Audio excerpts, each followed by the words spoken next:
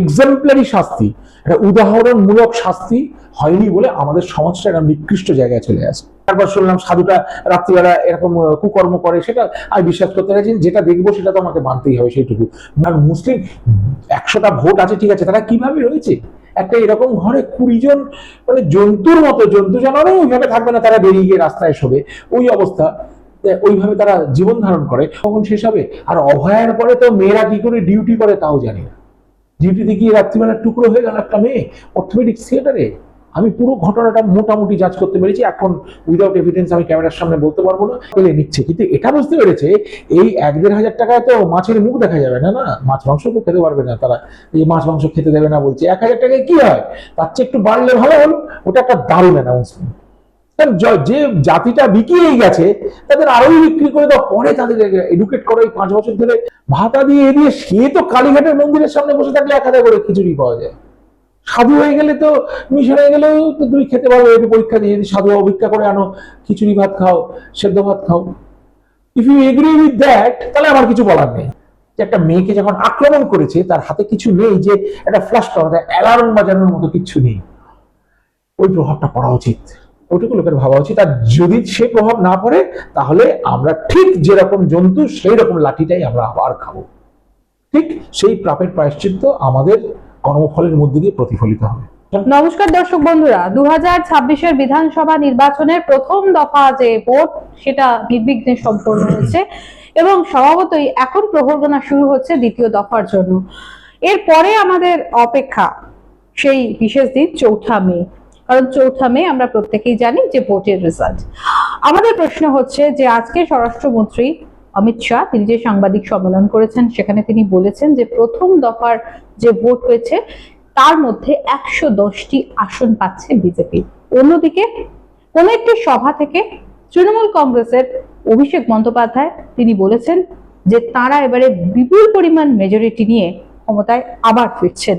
তো স্বভাবতই আমাদের মধ্যে একটা প্রশ্ন জাগছে যে কে ফিরছেন ক্ষমতায়, বাংলার মসনদে পুনরায় কে বসবে।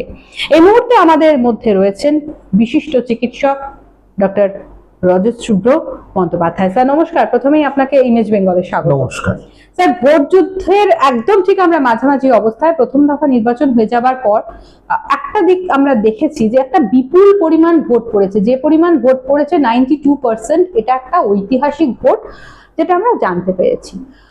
কিন্তু আমাদের একটা প্রশ্ন পাশাপাশি আসছে যে কে আসতে পারেন এবারে ক্ষমতায়, কি সম্ভাবনা তৈরি হচ্ছে, আপনি কি বলবেন? আমি কালকে অবভিয়াসলি, আমি তো এখন একটুখানি পলিটিক্সের সঙ্গে ঢুকেই আছি, ওতপ্রোতভাবে জড়িতও হয়ে পড়েছি বলা যেতে পারে। আমি বিভিন্ন প্রার্থীদের সঙ্গে ঘুরছি, যারা যারা আমায় ডাকছেন তাদের জন্য যা পাচ্ছি গলা ফাটিয়ে চেঁচাচ্ছি। এখন আমি তো সায়েন্সের লোক, তো আমার জিনিসটা অ্যাপ্রোচটাই সায়েন্টিফিক। এই প্রথম এইভাবে ইন্টেন্সলি ইলেকশনের সঙ্গে এই আমার প্রথম এক্সপিরিয়েন্স। 90%+ ভোট পড়েছে, যেটা নাকি রেকর্ড। এই ভোট তখনই লোকে দেবে যে ধরুন ডেসপারেট সিচুয়েশন, তার মানে কি 100টার মধ্যে 90টা লোক গিয়ে ভোট দিচ্ছে। এই হাই পার্সেন্টেজে দুটো হতে পারে, এক হচ্ছে একটা সামনে যে মানুষটা রয়েছে তাকে প্রচন্ড ঘৃণা করি, ওর বিরুদ্ধে গিয়ে ভোট দেবো, বা আরেকজনকে খুব ভালোবাসি, ওকে ভোট দেবো। আমার মনে হয় এই দুটোই কাজ করে সব সময়, এই ব্যালেন্সিং ফ্যাক্টর, ঘৃণা ভালোবাসা, ঘৃণা ভালোবাসা, রাগ ভালোবাসা, তার মধ্যে ভয়টা উপর থেকে রয়েছে। এবার আমি দেখলাম যে এত ভোট যখন পড়েছে, কারণ তৃণমূলরা চুরি করতে অভ্যস্ত। একটা জিনিস তো খুব স্ট্রেট, ওরা চোর। তৃণমূল যে করে ভাই চোর, কোনো না কোনো ভাবে সে চোর, কোনো না কোনো ভাবে সে corrupt. That is as simple as it is. এইখানে বোঝা গেল যে ওরা যে সার নিয়ে তো ভয় পাচ্ছে। আরে ভয় পাওয়ার কি আছে, তুমি খুন করবে, রাহাজানি করবে, অন্যান্য নোংরামি গুলো করবে, আর আমি তোমাকে তাহলে তিথি দেখে ধরবো যে আজকে অষ্টমী আছে, তুমি অঞ্জলি দেবে, আজকে তুমি অ্যারেস্ট হবে না, ইমিডিয়েট অ্যারেস্ট হবে, ইমিডিয়েট ধরার কথা। এইটাই তো আমরা করিনি এতদিন। এক্সাম্পলারি শাস্তি, একটা উদাহরণমূলক শাস্তি হয়নি বলে আমাদের সমাজটা একটা নিকৃষ্ট জায়গায় চলে আসে। স্যার, আপনি একটু আইপ্যাক এর কথা বলছিলেন যে আমরা দেখলাম যে কিছুদিন আগে পর্যন্ত আইপ্যাক তো তৃণমূলের সঙ্গে যুক্ত ছিলেন এবং অনেকগুলো নির্বাচন তারা পেরিয়েছেন। হঠাৎ করে যে ঘটনা ঘটেছে, তো আইপ্যাক এর আমরা পুরনো সেই কথাগুলোতে আবারও ফিরছি না। তো এখন আইপ্যাক আইপ্যাকের সঙ্গে যে তৃণমূলের যে সম্পর্ক সেটা কিছুটা একটা স্তব্ধ জায়গায় রয়েছে, মানে এটা কি সত্যি না এটাও একটা গিমিক? আপনি কি বলবেন? গিরিশ তুমি এখন এখন নেমে গেছে। আমি আমি এইটুকু ভরসা তো করতে হবে, তাহলে এইবার যদি আমি শুনি যে আমি এরকম দেখছি যে একটা সাধুকে এতদিন ধরে দেখছি, তারপর শুনলাম সাধুটা রাত্রিবেলা এরকম কুকর্ম করে, সেটা আমি বিশ্বাস করতে পারছি। যেটা দেখবো সেটা তো আমাকে মানতেই হবে সেইটুকু। মোদিজির যা বডি ল্যাঙ্গুয়েজ দেখেছি আমি, অমিত শাহজি তার বডি ল্যাঙ্গুয়েজ দেখেছি, এবার তো কাছ থেকে দেখলাম, টিভিতে যোগীজিকে দেখলাম, হেমন্ত শর্মাজি, এরা সব টপ নচ লোক। আইপ্যাকের সঙ্গে এখন সম্পর্কটা তোটেনি, এই ভয়টা কেটে গেছে বলে পুলিশ ধরছে, আস্তে আস্তে ইডি আসছে, তারপরে রেড হচ্ছে, সিবিআই আস্তে আস্তে ধরবে, এগুলো ধরেও কোনো কাজ হতো না। অভয় অবধি দেখেছি ইডি সিবিআই, শেষ অব্দি গিয়ে ঠিক যেন ফলটা হলো না। ম্যাচটা হারি বলতে পারবো, ড্রও বলতে পারবো না, হেরেই গেলাম ম্যাচটা। এইবার কিন্তু দেখছি যে ইডি আইপ্যাককে যে ধরেছে তালা বন্ধ হয়ে গেছে। কারণ আইপ্যাক কি করছিল, একটা সংস্থা সে ভোটের গাইডেন্স দিতেই পারে, কিন্তু ব্যুরোক্র্যাটসের ফাইল ওর কাছে কি করে যাবে, ওটা তো নবান্ন। এইটা আর তৃণমূলের তো একটা কালচার, যাকে তাকে যা এরা যে দেশের সুরক্ষা সেটা বিশ্বাস করে না। এক সাংসদ ভদ্রমহিলা আছেন, উনি নাকি পাসওয়ার্ডটা দিয়ে দিয়েছেন দুবাইতে, পাসওয়ার্ডটা দিয়ে দিয়েছে মানে কোথাও, বলছে কি প্রিন্টিং মেশিন নেই বলে নাকি পাসওয়ার্ডটা দিয়ে দিয়েছে। এটা জোক, এটা জোক। একটা প্রিন্টিং মেশিন নেই ভাই, রাস্তার উল্টো দিকে হয়, পাসওয়ার্ড দেয় কেউ, ন্যাশনাল পাসওয়ার্ড। আর আশ্চর্য ভাবে সেই ভদ্রমহিলা আবার এমপির টিকিট নিয়ে এমপি হয়ে গেছে। এটা আমাদের দেশ। তবে এই মকারিটা এবার বন্ধ হবে। এবার নড়ে চড়ে বসছে অনেক রকম বুদ্ধিমান লোকেরা, যারা রিয়েল বুদ্ধিজীবী না, ফালতু বুদ্ধিজীবী না, যারা বুদ্ধিমান লোকেরা, যারা প্রপার প্রফেশনাল, তারা সব মার্কেটে নেমে ভালোভাবে জিনিসটা স্টাডি করেছেন আমার দৃঢ় বিশ্বাস। এবং দিল্লি আজকে জানে কোথায় কি হচ্ছে, অ্যাপ্রোপ্রিয়েট স্টেপস নেওয়া হচ্ছে। তবুও আমি বলবো আমাদের সেন্ট্রাল গভর্নমেন্ট খুব ভদ্র এবং ভালো, তারা আইন মেনে থাকে, দুম করে প্রেসিডেন্ট রুল করে না, দুম করে অ্যারেস্ট করতে চায় না। কিন্তু এবার ভোটের আগে ওই যে সেটগুলো করে দিয়েছে, I-PAC is needed for TMC for survival, but I-PAC should be band because ওরা দেশের ন্যাশনাল সিকিউরিটি পলিটিক্সের মধ্যে ঢুকে ব্রিচ করছে। স্যার, কিন্তু প্রশ্ন হচ্ছে যে আপনি এই যে মুসলিম সম্প্রদায়ের একটা কথা বললেন, তো মুসলিম সম্প্রদায়ের তো একটা বিরাট ভোট রয়েছে, বিরাট ভোট ব্যাংক রয়েছে, তো সেই ভোটটা তো আমরা জানি যে টিএমসি জয়ের সঙ্গে একটা বিশাল জায়গা রয়েছে। তাহলে আপনি কি মনে করেন না যে মানে আবার যদি ক্ষমতায় ফেরে তৃণমূল কংগ্রেস, তাহলে মুসলিম ভোট ব্যাংক তো তৃণমূলের সঙ্গে থাকবে, তাহলে কোন জায়গাটা থেকে আপনার মনে হয় যে প্রভাব পড়তে পারে? হ্যাঁ, অবশ্য থাকবে, কিন্তু আমার মনে হয় বিজেপি যেভাবে বুঝিয়েছে ব্যাপারটা, যে একটা আমি শুভেন্দুবাবুর একটা কোট ইউজ করছি, ফট করে উনি মজা করে তো বলেছেন, কিন্তু আই লাইক ইট। বলছে আপনারা তেজপাতা, দুধেল গাই। তো প্রথম কথাটা অপমানজনক ব্যাপার, যে আমাকে দুধেল গাই বলে ভাই আমার তো খুব খারাপ লাগে। হ্যাঁ, তো দুধেল গাই বলে উনি অপমান করেছেন, এনি টাইম অপমান করেন। ওরা হয়তো তার থ্রেশহোল্ডের নিচে, ওরা বুঝতে পারেনি, এখন ওরা বুঝতে পেরেছে। ও বলছিল আপনি তেজপাতা, আপনাদের তরকারিতে দেয় খায় না, রান্নায় দেয় আপনাদের খায় না, খাওয়ার পরে ফেলে দেয়। এটা দারুণ, and that has actually happened. কারণ মুসলিম 100টা ভোট আছে, ঠিক আছে, তারা কিভাবে রয়েছে একটা এরকম ঘরে 20 জন, মানে জন্তুর মতো, জন্তু জানোয়ারও ওইভাবে থাকবে না, তারা বেরিয়ে গিয়ে রাস্তায় শোবে, ওই অবস্থা, ওইভাবে তারা জীবন ধারণ করে। ওদেরও বোঝা উচিত যে শুধু শুধু একে ভোট দিয়ে কোনো লাভ নেই। অ্যাকচুয়ালি আমি ক্যাম্পেইনটা যদি আরো আগে থেকে করতাম, আমি যেটা বলতে চাইবো মুসলিম ভাইদের, আমি ক্ষমা চাই নিয়ে বলবো আমি ইসলামোফোবিক, যারা অ্যাগ্রেসিভ ইসলাম তাদের জন্য আমি ইসলামোফোবিক। কিন্তু তোমরা যদি এদেশে থাকো আমার কোনো আপত্তি নেই, কিন্তু যে ধর্মটা তুমি পালন করছো তুমি তোমার মতো করো, আমি আমার মতো করি। বাস ট্রাম ভাঙতে পারবে না, জ্বালাতে পারবে না, স্টোন পেল্টিং, ট্রেনে মারছো, এগুলো কারা করছে, ওই জন্য আমি ইসলামোফোবিক। এইটা তো বন্ধ করতে হবে। কিন্তু ওরা যদি মেনে নেয় যে ওরাও তো ভাতাটা পাচ্ছে, অন্নপূর্ণা যোজনা কি মুসলিমরা পাচ্ছে, ওরা তো আয়ুষ্মান ভারত পাবে না? পাবে যারা ভোটার। হ্যাঁ, রোহিঙ্গাদের ব্যাপারটা আলাদা ভাই, দেশ এখন ভূমির লড়াই হয়ে গেছে। আমাদের 12 কোটি লোক এখানে, 10টা 12 কোটি ওয়েস্ট বেঙ্গলে, সারা দেশে 140 কোটি, হয়তো 150 কোটি লোক, এখন আমাদের ভূমির প্রবলেম হয়ে গেছে। আর যারা বলবে যে ওদের অ্যাবজর্ব করা উচিত, তাদের আমি বলবো ভাই আপনার ফ্ল্যাটে আপনি 4টে করে রোহিঙ্গা রাখুন। আমি ইংল্যান্ডে তাই বলেছি, আমি তাই বলেছি। আর তারপরে আমি যেটা এক্সাম্পলটা দিয়েছি, আমার হঠাৎ মাথায় একদিন আসলো, বিরাট পার্টিতে অনেক সময় শুনি এটা করা উচিত, ওটা করা উচিত। বললাম ভাই তোরা রাখ না, দুটো করে ছেলে মেয়ে, সত্যি তো ওদের কি কষ্ট, ওদের কেউ দেখে না, ওদের খেতে দেয় না, ওদের সবকিছু, ওরা জিহাদ জিহাদ, এত জিহাদ করতে হবে কেন? তুই এক কাজ কর, দুটো নিয়ে নি, তখন তো চুপ। তুই জন্তু জানোয়ার ভালোবাসিস? হ্যাঁ ভালোবাসিস, দুটো কুকুর নিবি? হ্যাঁ নেবো। খরগোশ নিবি? নেবো। বেড়াল নিবি? নেবো। দুটো কেউটে আছে নিবি? তখন চুপ। কেউটা কেন নিবি না? আমি দাঁত ভেঙে দেবো। ভাবো যে চালাকি করছিস তো, দাঁতটা তো গজি যাবে। ওইটাই তো পয়েন্ট। কেউটের দাঁত ভেঙে আমি তোমায় দিলাম, 6 মাস বাদে they will regrow the teeth. One fine morning তুমি যখন চাটা খাওয়া যায় এফেক্ট করে দেবে। ওটা স্বভাব। ভগবানও তোর ওইভাবে বাড়ি ছিল, জঙ্গলে থাক, আমি কেউটে ডিস্ট্রয় করতে বলছি না, কিন্তু ঘরে কি কেউ নেয়? তুমি যদি কেউটে ঘরে নাও, আমি রোহিঙ্গাদের বলেছে এসে ইন্ডিয়াতে থাক। রাম মন্দির ভাঙবে, মা দুর্গার মূর্তিতে ঢিল মারবে, সরস্বতী পুজো হতে দেবে না, মা কালীকে ভেঙে নিয়ে যেতে হবে, গলা ভেঙে প্রিজন ভ্যানে যেতে হবে, এটা হতে দেবো না। আমি সনাতনী, আমার মধ্যে সনাতনী ধর্ম জিনিসটা ক্লিক করেছে। আমার দাদা মহাশয় স্বাধীনতা সংগ্রামী ছিলেন, কানাইলাল চট্টোপাধ্যায়, ইতিহাসের পাতায় ছোট করে হলেও নাম আছে। উনি একদম যেভাবে গোপাল পাঠার মতো, আমার দাদু ছিলেন চ্যাটার্জি, গোপাল পাঠা ছিলেন মুখার্জি, ওরা একসঙ্গে যেভাবে খাড়া ধরে দেশটাকে রক্ষা করেছে, শ্যামাপ্রসাদ মুখার্জির মতো লোক এই গণেশ মুখার্জি রোডের কাছাকাছি জন্মেছিলেন, আশুতোষ মুখার্জি জন্মেছে। আমি কোনো মতেই আমার ভূমির সঙ্গে কম্প্রোমাইজ করতে রাজি নই ভাই। যদি ওটা আপনি বলেন যে আপনার এটা রাজি হওয়াটা উচিত, তাহলে আমি আপনাকে বলবো আমার দুটো লোক খেতে পায় না রাস্তায়, ওদের নিয়ে আপনি আপনার লিভিং রুমে শুতে দিন প্লিজ। আপনি যদি দেন আমি তাহলে রাজি। প্রথম দফার ভোট তো শান্তিপূর্ণ হলো, যেটা আমরা একদম স্পষ্ট বুঝতে পেরেছি। দুই একটা মারামারি, ছোটখাটো দুই একটা একেবারে বিক্ষিপ্ত ঘটনা ছাড়া। কিন্তু প্রশ্ন হচ্ছে যে দ্বিতীয় দফার ভোট, এই দ্বিতীয় দফার ভোট নিয়ে আপনার অবজারভেশনটা কি? আমার অবজারভেশন হচ্ছে, যেটা হয় অনেক সময়, ধরুন দুটো বন্ধু আছে যারা হয়তো ভোট দেবো না, থাক আমি সিনেমা দেখতে যাবো, আমি একটু মাংস ভাত খেয়ে শুয়ে থাকবো, লেট মি রিল্যাক্স, টিভিটা দেখবো, ছুটির দিন মতো করে নিয়ে নেয়। আমার মনে হচ্ছে এরা এজে ছিল তো, ওই যেহেতু ওখানে অত ভোট পড়ে গেছে, ক্রাইসিসটা সবাই জানে, এটা হচ্ছে মুখ ফিরিয়ে নেওয়া, যে ওইদিকে একটা ছোট ছোট আগুন জ্বলছে, দূর ওর ঘরে জ্বলছে, আমার ঘরে জ্বলছে না, কিন্তু দ্যাট ইজ নট রাইট। ওই আগুনটা ঢুকবে আমার ঘরে। কিন্তু এখন ওরা দেখছে যে লোক রিয়াক্ট করছে, আর এই খবরও পেয়েছে যে অনেক লোক বালতি নিয়ে এসে ছুটে আগুনটায় জল পেরেছে, এবার সে কিন্তু সকালবেলা বালতিটা নিয়ে আগুনটা নেভাবে। দ্যাট ইজ এ ভোট বাক্সের ফলাফলে কার দিকে পাল্লাটা ভারী থাকছে, বিজেপি না তৃণমূল? তবে ব্যাপারটা অত সোজা না যে ভোট পড়েছে মানেই বিজেপি জিতে গেছে, এত সোজা নয়।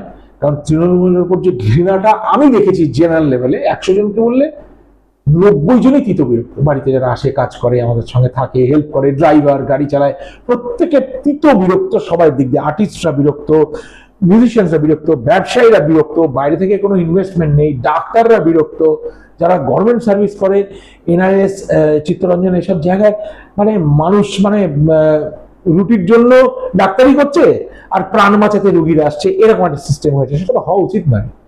আমি তো ইংল্যান্ডে প্র্যাকটিস করতাম, আমার তো ভালো লাগতো, I used to love going to work, তাই না? মাই গড, তারাও ঘড়ি দেখছে ডিউটিটা কখন শেষ হবে। আর অভয়ার পরে তো মেয়েরা কি করে ডিউটি করে তাও জানি না। ডিউটিতে গিয়ে রাত্রিবেলা টুকরো হয়ে গেল একটা মেয়ে অর্থোপেডিক থিয়েটারে। আমি পুরো ঘটনাটা মোটামুটি জাজ করতে পেরেছি। এখন উইদাউট এভিডেন্স আমি ক্যামেরার সামনে বলতে পারবো না। এটা নিয়ে ওই যে খেলা হবে বলে না, ওই খেলাটা আমি শুরু করবো। ওর খেলাটা শেষ হোক, তারপর আমি, ওই ওয়ার্ল্ড কাপ আসছে জুন থেকে আমার খেলাও শুরু হবে। ওদিকে ওয়ার্ল্ড কাপ, এদিকে অভয়ার খেলাটা। এখন আমি এইটুকুই ওয়ার্নিং দিয়ে রাখলাম, হয়তো আমি খেলাটা হেরে যাবো, কিন্তু খেলাটা আমি শুরু করবো। আমি জানি কি হয়েছিল সে রাত্রে, অনেকটা আমি ধরে ফেলেছি, জানি মানে আমি তো ছিলাম না, কিন্তু আমি একটা গেস করেছি যে এইরকম ধরনের একটা কিছু হয়তো হয়ে রয়েছে, সেইটা নিয়ে ব্যবস্থা নেব। যে 1500 থেকে 3000 হয়ে গেছে, তাহলে বছরে 18 থেকে 36,000 হয়ে গেছে, সেটা তো ক্লিয়ার একদম। তারা যদি লোভী হয়, তাদের যদি কোনো নিজস্ব প্রিন্সিপাল যদি না থাকে, নিজস্ব আদর্শ যদি তাদের কিছু না থাকে, তাহলে তো মানে তারা ভিখারি। তো যে ভাতা নেয় ভাই সে ভিখারি। তো যে ভিখারি হাত পেতেছে, সে তো আমি 1 টাকা দিচ্ছি, আপনি 2 টাকা দিচ্ছেন, অবভিয়াসলি সে ভিখারিটা আপনার থেকে নেবে, পারলে দুটোই নেবে।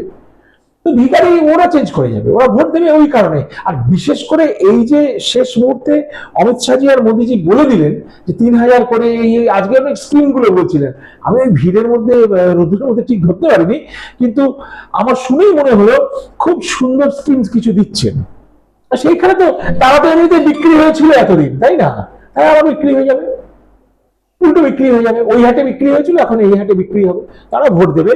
আর বাকি যদি কারোর টাকাটা, হয়তো অনেক মানুষই অভাবী, বেশিরভাগ লোকই এখন আমাদের দেশের বিলো প্রপার্টি লেভেলে রয়েছে আমার মনে হয়, বা স্ট্রাগলিং, তারা কিছু টাকা পেলে নিচ্ছে। কিন্তু এটা বুঝতে পেরেছে এই 1-1.5 হাজার টাকায় তো মাছের মুখ দেখা যাবে না, না মাছ মাংস তো খেতে পারবে না তারা। এই মাছ মাংস খেতে দেবে না বলছে, 1000 টাকায় কি হয়, তার চেয়ে একটু বাড়লে ভালো হলো। ওটা একটা দারুণ অ্যানাউন্সমেন্ট। কারণ যে জাতিটা বিকিয়েই গেছে তাদের আরোই বিক্রি করে দাও, পরে তাদের এডুকেট করো। এই 5 বছর ধরে আমি যদি কোনো দায়িত্ব পাই, আমি ওই সচেতনতাটা ঢোকাবো মাথায়, যে তুমি একটু সচেতন হও, একটু কনসিয়াস হও যে তুমি কি করছো। ভবিষ্যৎ ঠিক ছেলে মেয়েকে যেভাবে বলেছি আমি সবাইকে বলবো, তুমি এইরকম এখানে ওখানে হাত পেতে তারপরে কিছুদিন বাদে বেকার হয়ে সেও যখন তাড়িয়ে দেবে, গভর্নমেন্ট চেঞ্জ হলে এটা বন্ধ হয়ে গেল, তখন তুমি কি করবে? তুমি নিজেকে এই যে চান্স পেয়েছো 3,000 টাকা করে মাসে পাচ্ছ, আমি মেয়েদের বলবো তোমরা এবার তৈরি হও, 3,000 টাকা নাও, নিয়ে তৈরি হও আর একটু বেটারমেন্টে। 36-এ জীবন চলবে না, বছরে 36-এ, বছরে কয়েক লক্ষ টাকা, 12 লাখ টাকা মিনিমাম না হলে এখন মানে এমনি সাধারণ সংসার বোধহয় চালানো মুশকিল আমার মনে হয়। তো সেইখানে আমি ওদের ওইটা এডুকেট করবো যে ওই গোলটা অ্যাচিভ করো। যারা আর একটু ভালো পারফর্মার তারা বাইরে যাবে, পড়াশোনা করবে, সে খরচাটা আসবে কোত্থেকে? ভাতা দিয়ে দিয়ে সে তো কালীঘাটের মন্দিরের সামনে বসে থাকলে 1,000 করে খিচুড়ি পাওয়া যায়। সাধু হয়ে গেলে তো, মিশন হয়ে গেলেও তো তুমি খেতে পারো, একটু পরীক্ষা দিয়ে যদি সাধু অপেক্ষা করে আনো, খিচুড়ি ভাত খাও, সেদ্ধ ভাত খাও। If you agree with that, তাহলে আমার কিছু বলার নেই। কিন্তু আমি সচেতনতা আনবো, এতে তোমার চলবে না ভাই। একটা ভালো জামা পরতে কার না ইচ্ছে করে, একটা ভালো ঘড়ি পরতে কার না ইচ্ছে করে? সেটার জন্য নিজেকে তৈরি করো, ভুলে যেও না। দুয়ারে মদ ছেড়ে দাও, মদ কিনে খাও নিজের পয়সায়, দামি কি ওয়াইন হুইস্কি, যা আমি ড্রিঙ্ক করি না বাই দ্য ওয়ে, আমার কোনো এক্সপিরিয়েন্স নেই ড্রিঙ্কিং এর, যেটা পাওয়া যায় কিনে খাও, তাই না? নিজের পয়সা রোজগার করে কিনে খাও, দুয়ারে মদ কেন দেবে? কে একটা নিচে কাল দিলে না, তখন তুমি অ্যাডিক্ট হয়ে গেছো অলরেডি, ঘুরে বেড়াবে না। তো জাতির চরিত্রটা নষ্ট করে দিয়েছে। আমি ওটা বোঝানোর চেষ্টা করবো যে আমরা অনেকটাই হারিয়েছি, আরেকবার ফিরে আসি। তৃণমূলের কিছু গড় আছে, তার মধ্যে অন্যতম গড় হচ্ছে দক্ষিণ 24 পরগনা, বিশেষ করে সন্দেশখালীর মতো যে জায়গা। হ্যাঁ হ্যাঁ, শুনেছি, জানি। সেই জায়গাতে যদি নির্বাচনে দ্বিতীয় দফা যখন নির্বাচন হবে, তো সেইখানে ভোটের যে রেজাল্ট, মানে এই যে এতগুলো ফ্যাক্টর আপনি বললেন, এটা কতটা প্রভাব ফেলবে? মানে পরিবর্তনের প্রভাব কি ওই জায়গাগুলো? হ্যাঁ, পড়া উচিত। এখানে তো ম্যাক্সিমাম ওদের মানে হারার চান্স না বিজেপির, এই জায়গাগুলো শুনেছি তো, এই দক্ষিণ 24 পরগনা, ক্যানিং, ডায়মন্ড হারবার, ওইসব জায়গাগুলো হারার জায়গা বিজেপির। আমার মনে হয় আগের বার সন্দেশখালীতে মানে জিতেই যেত, কিন্তু তখন ত্রাসটা ছিল। শাহজাহানটা গেছে, ও তলায় হুমায়ুন, বাবর, ঔরঙ্গজেব অনেক ছিল, এখনো আছে। এইবার বোধহয় সেটা বন্ধ করা হয়েছে, যার জন্য রেখাপাত্র আগেরবার জিততে পারেনি। ওইটা এবারও রয়েছে, অনেক কম। ওই যে এক্সাম্পলারি লাঠি পড়ছে, অ্যারেস্ট হচ্ছে, চুলের মুঠি ধরে তুলে নিয়ে যাচ্ছে, ওগুলো খুব দরকার ছিল। ওইটার পরে আমার মনে হচ্ছে এবার সম্ভাবনাটা অনেক কম। দেখি, তারপরে তো বলে ব্যালটের দিকে আপনিও তাকিয়ে আছেন, আমিও তাকিয়ে আছি, আমরা তখন দেখবো কি হয়। তার আগে তো বোঝা খুবই মুশকিল, মানুষের মন সত্যি বোঝা মুশকিল। একেবারে। মুখ্যমন্ত্রী আজকে একটা সভা করেছেন ভবানীপুরে, সেই সভা থেকে তিনি স্পষ্ট বলেছেন যে একটা ভোট করতে যে বিপুল পরিমাণ কেন্দ্রীয় বাহিনী নিয়ে আসা হয়েছে, বেশ লক্ষাধিক কেন্দ্রীয় বাহিনীকে নিয়ে আসা হয়েছে। পাশাপাশি তিনি বলেছেন আমাদের পুলিশ আর আমাদেরকেই দেখছেন। এটা মুখ্যমন্ত্রী সভা থেকে কিন্তু ঘোষণা করছেন। কোথাও কি তার মানে মনে হচ্ছে ওর সমস্ত কথাটা শুনে একটা, যদি আমি ধরে নিচ্ছি যে একটা লোক একটা বেসিক এডুকেটেড, আমি ধরে নিচ্ছি আপনি এডুকেশনই নেই, আপনি ক্লাস 10টা পাস করেছেন, তার মানে মাধ্যমিকে অঙ্কটা পাস করেছেন, জিওগ্রাফিটা পাস করেছেন, হিস্ট্রিটা পাস করেছেন, একটু ইংরেজি বাংলা পাস করেছেন, তাই না? এটা ধরে নিচ্ছি। ধরে নিয়ে এই কথাগুলো শুনে কি মনে হয় না যে উনি কমপ্লিটলি বাজে কথা বলছেন?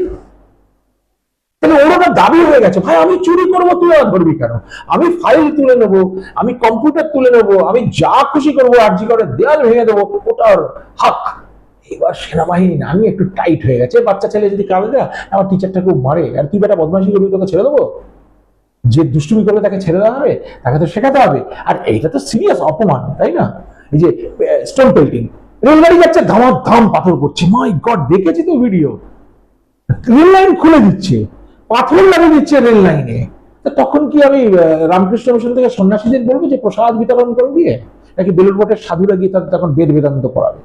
তাদের একটাই কপালে আছে, উদ্যম মার, ধরে মার, একদম রেখাভুক্ত করেছে, পুরো বুলডোজ করে দিল্লিতে স্টোন পেল্টিং হতো, ট্রেনের উপর পাথর পড়তো, পুরো গেছে। আর যোগীজি তো ক্যা বাত, যেন একদম লতা মঙ্গেশকরের গানের মতো সুইটনেস যোগীজি, একদম ঠিক যেরকম দরকার সেরকম। আরে যখন অপারেশন হয়, পেটটা যখন আমরা খুলি, সার্জন যখন ইনসিশনটা দেয়, পেটের এখান থেকে একটা ফিনকি দিয়ে রক্ত বেরোয়, ওটা যদি সাধারণ লোককে দেখানো হয়, সে রাতের ঘুম বন্ধ হয়ে যায়, বেশি ভাবলে কি অজ্ঞান হয়ে যায়। প্রথম দিন গিয়ে ভেসারেগাল বলে একটা হয়, অজ্ঞান হয়ে যায় অনেক ছেলে, ওটা নিতে পারে না। কিন্তু আমরা ওটা কেন করি? বাঁচানোর জন্য। তারপরে যখন বেরিয়ে আসছে, তখন কিন্তু ব্যথা চলে গেছে। তার অসুখটা সেরে গেছে, কতগুলো স্টিচ, পরিষ্কার পেট, প্লাস্টার করা, ব্যাস বেরিয়ে এলো সে। কিন্তু ভেতরে কি খেলাটা হয়েছে ওটা দরকার। ওটা যদি শুধু দেখা হয় যে ইনসিডেন্ট, তাহলে বলি সর্বনাশ কাণ্ড, এ কি হচ্ছে? কিন্তু ব্যথা দেওয়ার জন্য নয়, ঠিক করার জন্য।